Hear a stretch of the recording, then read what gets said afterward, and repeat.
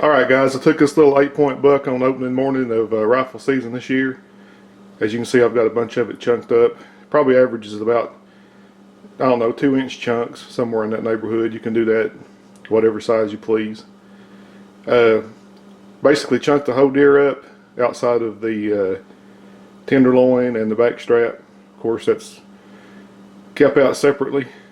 Rest of it we're going to put in jars. So what I've got here is I've got 7 wide mouth quart mason jars. The reason I've got 7 out is that's because how many my pressure cooker can hold at one time. Of course, these are clean and sanitized. You can't be too clean doing this. I ran these through the sanitized cycle in the dishwasher, so they're good to go. I've got my jar funnel.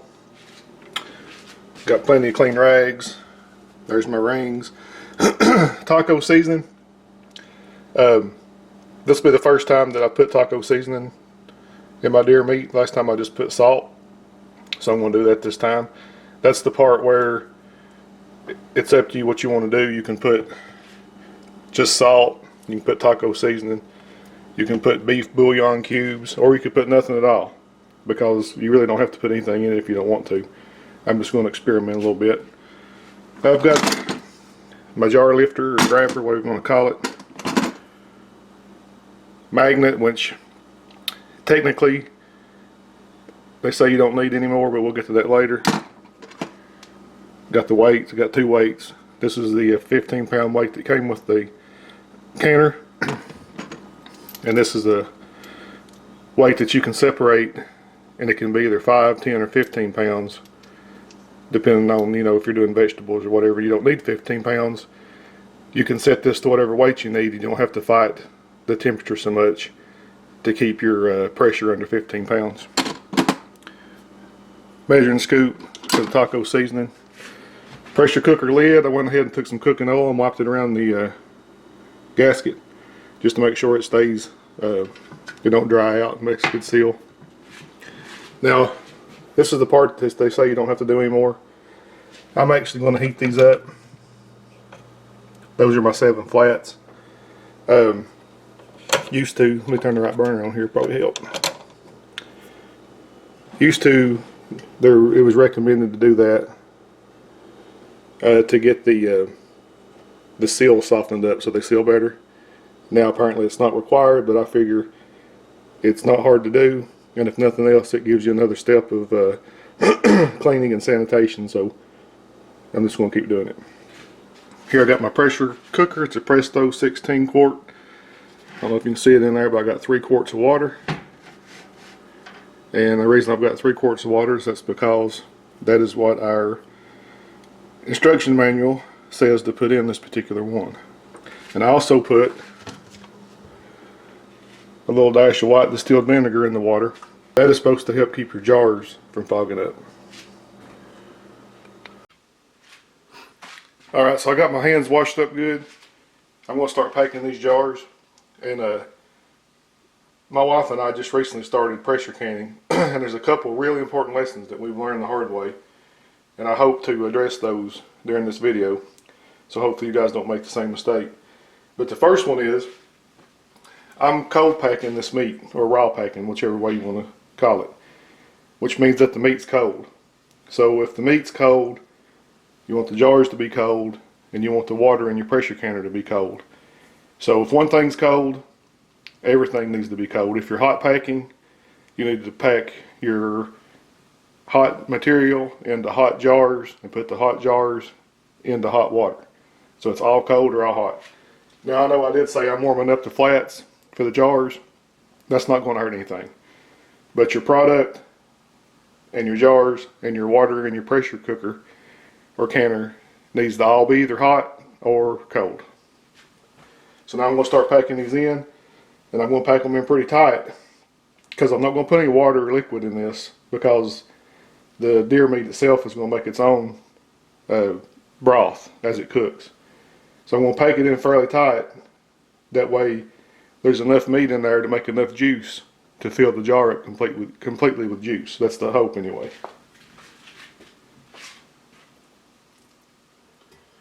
So I'm just going to start dropping them in there. Probably really no need for this funnel, but it will help to keep the rim of the jar clean, at least anyway.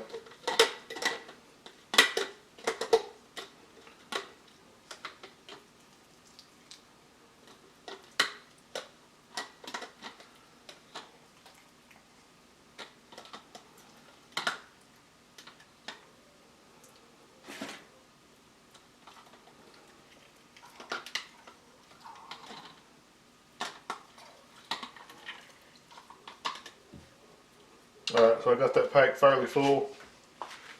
You can see there I got about an inch of headspace left, and I got it packed in there fairly tight. I may come back and put a little more in it, I don't know, but I'm going to go ahead and fill these other 6 up. And I know you don't need to watch all that. You've seen one. You don't want to watch me stuff meat in these jars for the next 20 minutes. So I'll come back to you when I get the jars full, and then we'll add the seasoning. Alright, I got them all 7 pretty full. Like I said, I got about a ½ inch of headspace in there.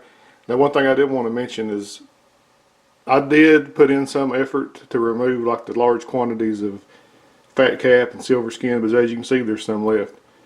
If you're trying to chunk up a whole deer and get every bit of that stuff out, you're absolutely going to drive yourself crazy. The good part about pressure canning the deer meat is that it's going to break all that down.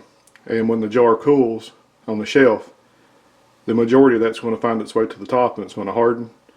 And when you open the jar back up to consume 6 months down the road or whenever, you can just take a spoon if you don't like the taste of it, and you can scoop that off top, chunk it in the trash, and you're going to get rid of most of that wild game flavor that some people don't like.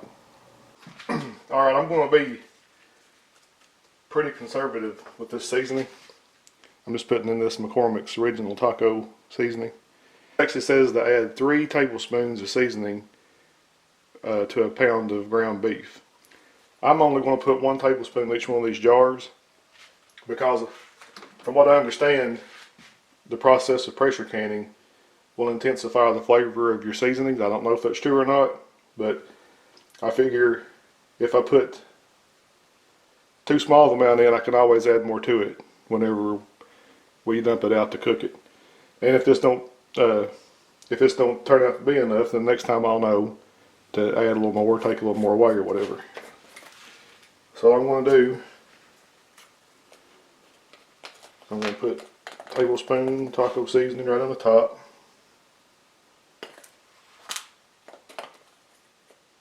Of each jar.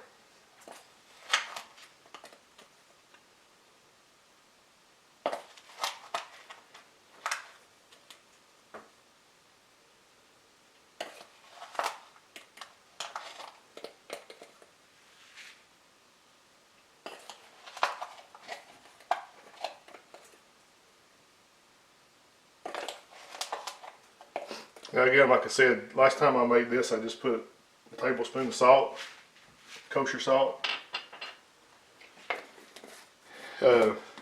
Some people put beef bouillon cubes, some people don't put anything. So now I'm going to take a paper towel here.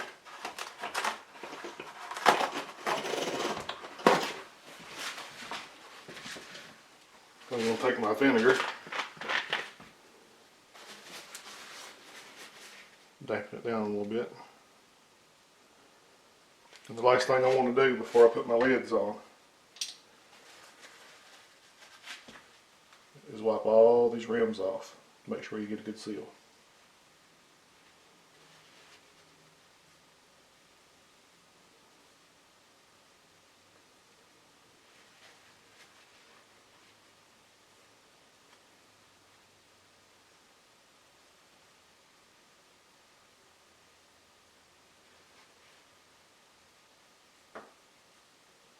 Alright.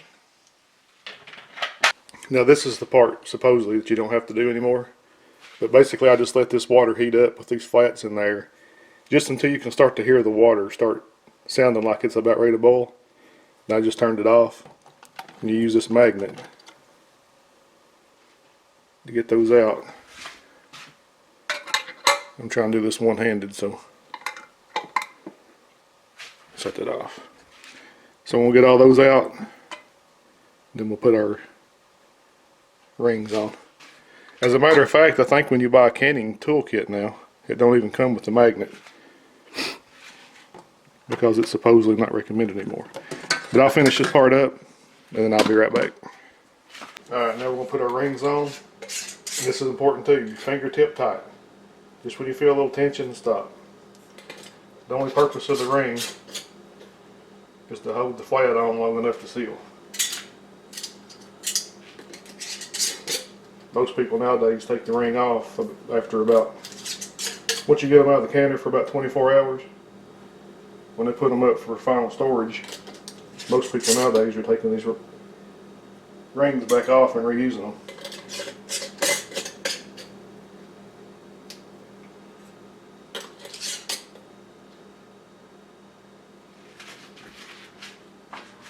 Alright, so my jars are cold, so I don't need my jar grabber to load them up. I'm going to load my jars in here. Remember, I've got 3 quarts of water in there just because that's what my particular pressure canner calls for. Yours may call for more, or you may know another trick that I don't know. But that's what we're doing.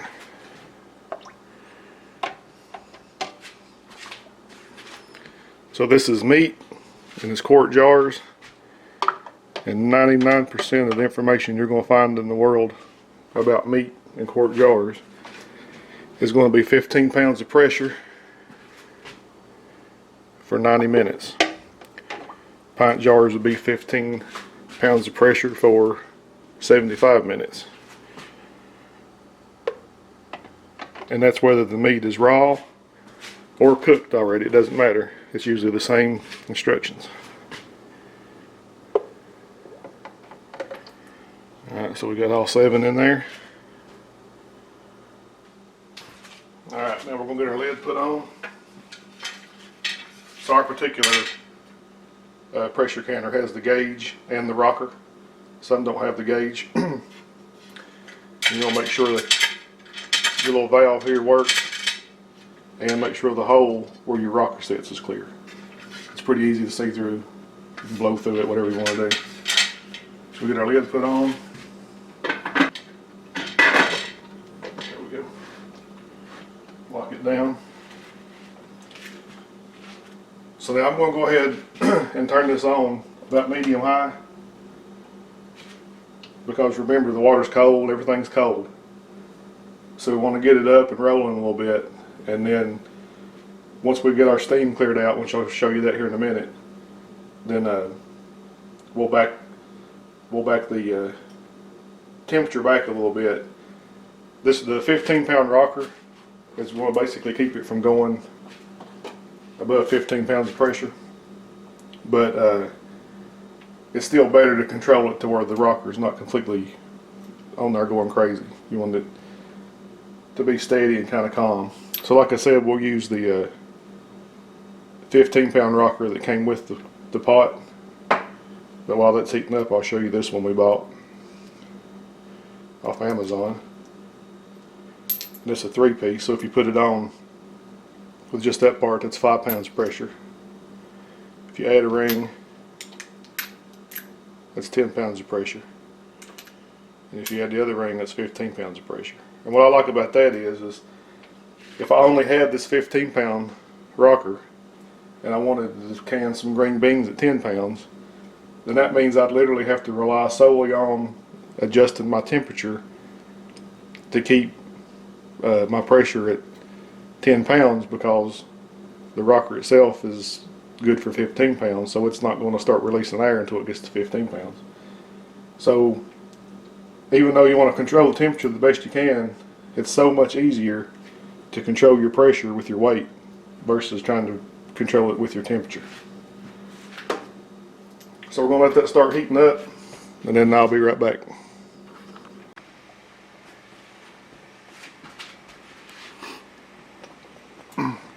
Alright, we've been heating up here for about 10 minutes or so.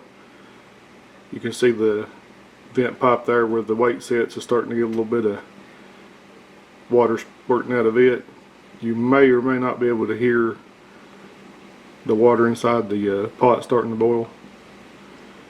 And the next thing we'll see, on at least on our canner, is we'll start seeing a little bit of water squirt out of this pop-up vent.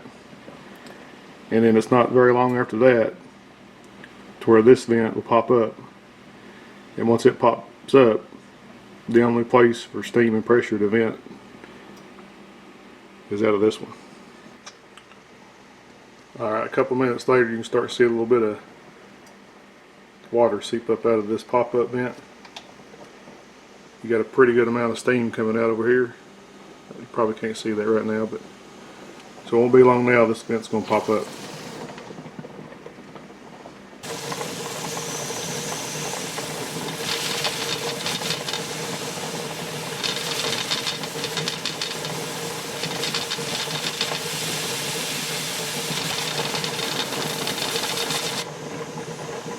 Alright, now once that pops up, the only place your pot has a way to vent is through the hole where the weight goes. So you can see that steam coming out. Let me hold this up behind it, maybe I'll see it a little better. Not sure if you can see that or not.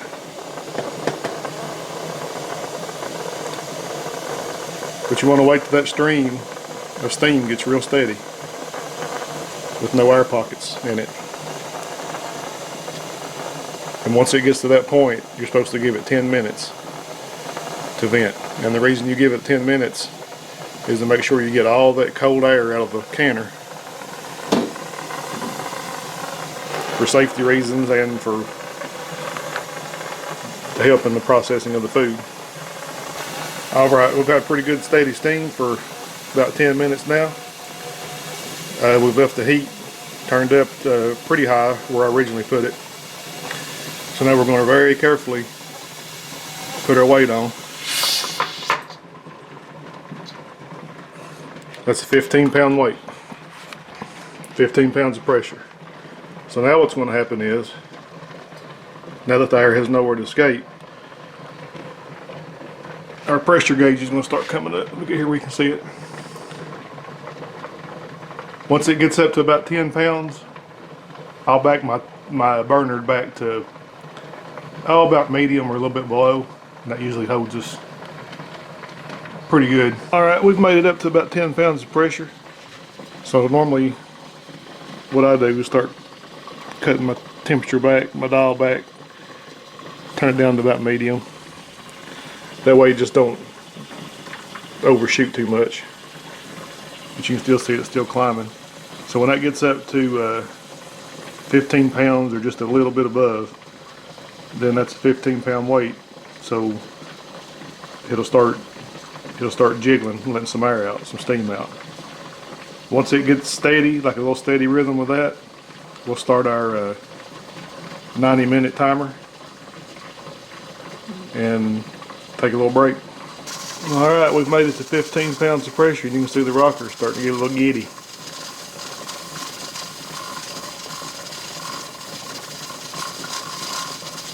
Starting to dance around a little bit. So now what I'm going to do is I'm going to let that get pretty steady. I may cut my temperature back a little bit because you want it to rock like that pretty good, but you don't want it to be completely wild where you can hear it all the way through the house. So we got 90 minutes now just to wait. Pressure canning's easy, but it's a test of patience because it takes a while. We'll see you here in about an hour and a half.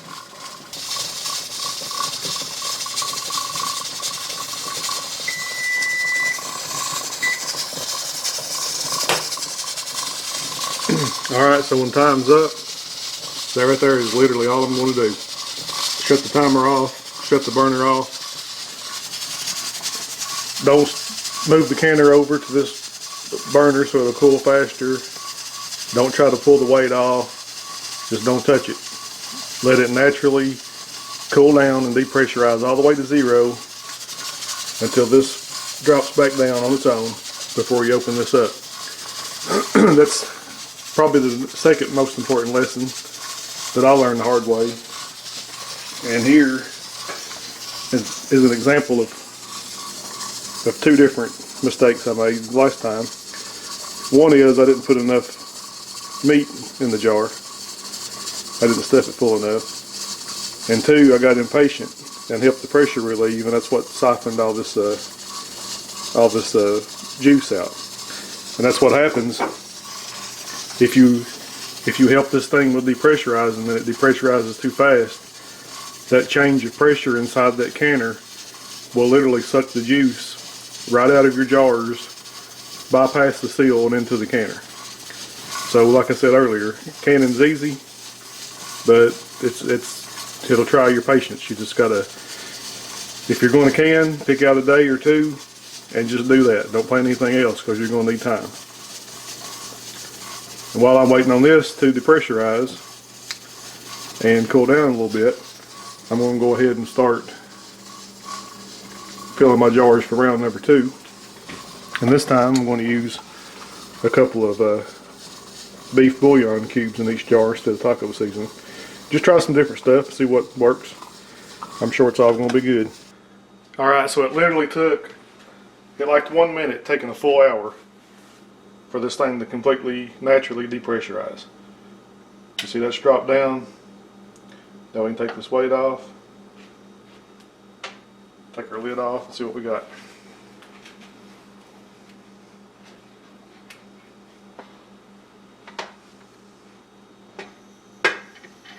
Always open that lid away from you.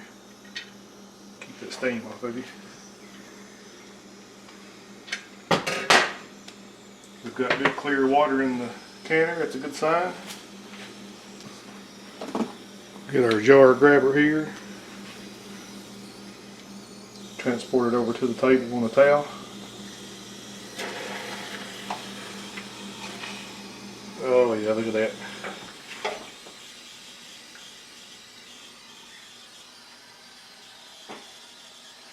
Beautiful.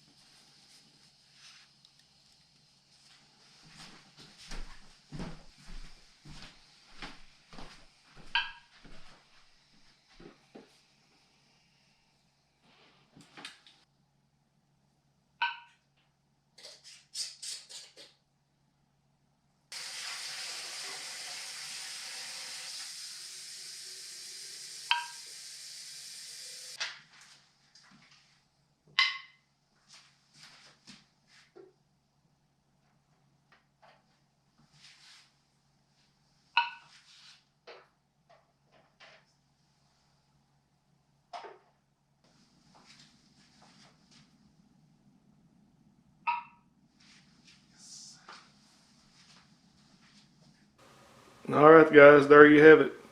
7 quarts of venison taco meat. All 7 have already sealed, haven't been out of the pressure canner for about maybe 10 minutes.